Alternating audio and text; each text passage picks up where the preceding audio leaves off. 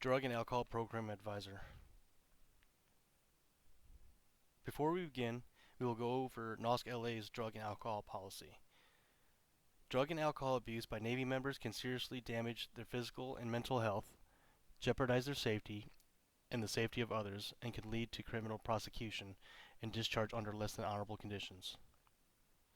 Drug and alcohol abuse detracts from operational readiness and is inconsistent with Navy core values and initiatives to promote personal excellence and the healthy lifestyles among Navy members.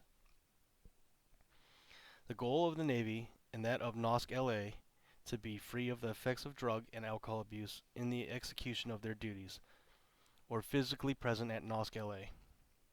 To that end, consistent enforcement of existing rules, regulations, and policies, officers, and enlisted leadership is imperative to the program's success. Members who observe or have an information that another service member has defeated or has attempted to defeat drug testing detection must report such information to his or her chain of command. The Navy policy and that of NOSC LA on drug abuse is zero tolerance. Navy members determined to be using drugs in violation of applicable provisions under the Uniform Code of Military Justice, federal, state, or local statutes shall be disciplined as appropriate and processed for administrative separation as required. The Navy policy and that of NOSC LA on alcohol is responsible use. The Navy does not condone the consumption of alcoholic beverages during normal working hours. By way of limited exception, unit commanders, COs, and OICs may authorize consumption of alcoholic beverages during normal working hours for official functions, ceremonies, and other infrequent command-sponsored events. Additionally, the consumption of alcoholic beverages may be authorized by cognizant authority at Unified Joint Combined Commands for certain social occasions and events when participation by Department or the Navy personnel is expected to foster goodwill and promote international and/or community relations. It is a personal decision of individual members as to whether or not to consume alcoholic beverages. Abstinence, the choice not to drink alcohol, is always a responsible option. Members who choose not to drink shall be supported in their decision and encouraged to remain alcohol-free. However, members who choose to use alcohol must do so lawfully and responsibly. Responsible use is the application of self-imposed limitation of time, place, and quantity when consuming alcoholic beverages. Alcohol consumption is never an acceptable excuse for misconduct or poor judgment. Therefore, while it remains an individual choice as to whether or not to drink alcoholic beverages, members who choose to drink shall do so in appropriate place, at an appropriate time, and in an appropriate quantity. Alcohol shall not be consumed to the extent that it 1. Impairs the rational and full exercise of members' mental and physical faculties while on duty or of military duties. 2. Reduces the members' dependability and reliability in their performance. And lastly, 3. Reflects discredit upon the member personally or upon the Navy. Prescription for discharge. Zero tolerance. An infinite risk. Did you note the Navy's zero tolerance policy for drug use applies to the abuse and misuse of prescription drugs? This includes taking medication for a purpose other than prescribed, taking medicine that has not been prescribed to you, and wrongfully possessing or distributing prescription drugs. Using someone else's meds or giving pills to friends or shipmates can result in severe health and career consequences, including dishonorable discharge from the Navy. Protect your life and your career by using prescription drugs the right way. 1. Take it correctly, report it promptly, dispose of it properly, and never share your prescription drugs to anybody.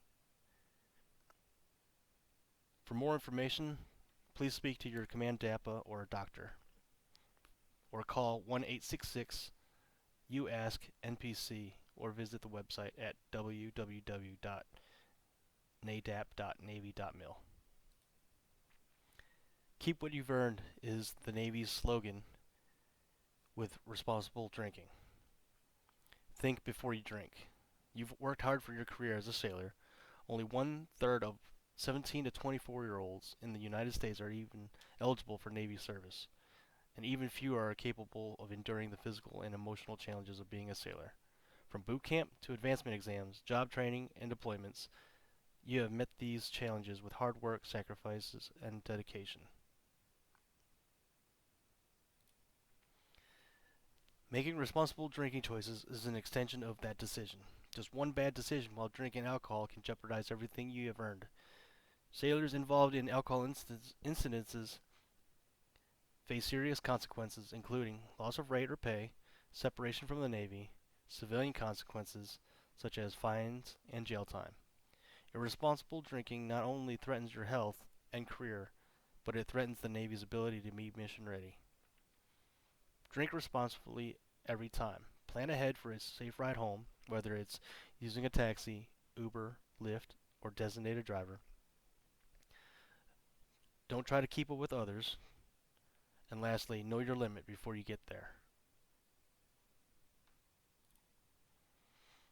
This slide shows you the standard drink. What is a standard drink? The standard drink is any drink that contains about 14 grams of pure alcohol, about 0.6 fluid ounces or 1.2 tablespoons. Below are the standard drink equivalents as well as the number of standard drinks in different container sizes for each beverage. These are approximate as different brands and types of beverages vary in their actual alcohol content. As you can see, a can of beer has about 5% alcohol.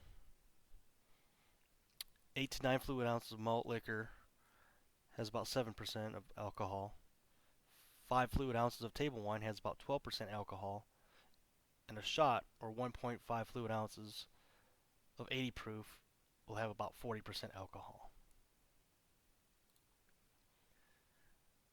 Below you will see here the factors that affect intoxication, such as body weight, body type, strength of drink, food, gender, medications, illness, and fatigue. Again, keep what you've earned. You've earned it. Don't waste it. This slide shows you the physical effects of each BAC level. So from 0.02 to 0.03 BAC, it shows that you're mildly relaxed and maybe a little lightheaded. 0.04 to 0.06 BAC, your behavior may become exaggerated and emotions intensified. 0.07 to 0.09 BAC, judgment and self-control are reduced, and caution, reason, and the memory are impaired. 0.08 is legally impaired, and it is illegal to drive at this level. You will probably believe that you are functioning better than you really are. 0.10 to 0.125 BAC, significant impairment of motor coordination and loss of good judgment. 0.13 to 0.15 BAC, gross motor impairment and the lack of physical control, blurred vision, and major loss of balance.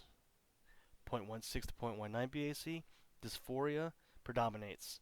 Nausea may appear. The drinker has the appearance of a sloppy drunk. 0.20 BAC. The member is then feeling dazed, confused, or otherwise disoriented. May need help to stand or walk. Blackouts are likely at this level, so you may not remember what has happened. On this slide, there are 2 referrals for screening. However, there's actually 3 referrals for screening, which is self-referral, command referral, and incident referral. Self-referral is initiated by the member to the DAPA, the CO, XO, OIC, SEL, the Navy Drug and Alcohol Counselor, DoD medical personnel, chaplain, Fleet and Family Support Center counselor. This has to be reported only to the above personnel. Command referral is initiated by the member's chain of command. Medical record of ARI, history of absences, history of financial issues, domestic concerns, work concerns, history of accidents, history of heavy drinking, alcohol-related injury, alcohol-related crime. And lastly is the incident referral, which is screened by the DAPA in case of a DUI, also alcohol-related crime, and other judicial issues.